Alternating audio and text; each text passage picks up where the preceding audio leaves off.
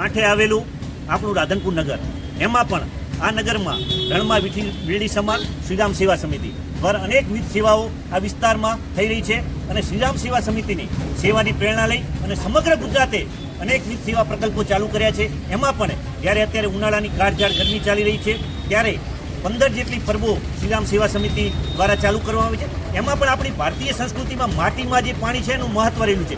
એટલે છેલ્લા 2 વર્ષથી રામ સેવા સમિતિ દ્વારા ગઢાની અંદર ઠંડુ અમૃત તુલ્ય પાણી લોકોને આપી રહ્યા છે. સાથે સાથે પરબની સાથે વિસામાનું પણ આયોજન છે.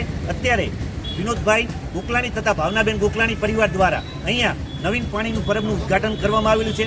આ પરબ આ જ પરિવાર દ્વારા વર્ષોથી ચાલતી હતી. આ પરબનું નવીનીકરણ કરી અને આજે આ પરિવાર દ્વારા ભાવનાબેન વિનોદભાઈ ગોકલાણી પરિવાર દ્વારા ફરીથી આજે એનું લોકાર્પણ કરવામાં આવેલું છે. અને મા જગદંબા આવી અનેકવિધ પ્રવૃત્તિ કરવાની એમને શક્તિ આપે એવી માના ચરણોમાં પ્રાર્થના. જય સિયારામ.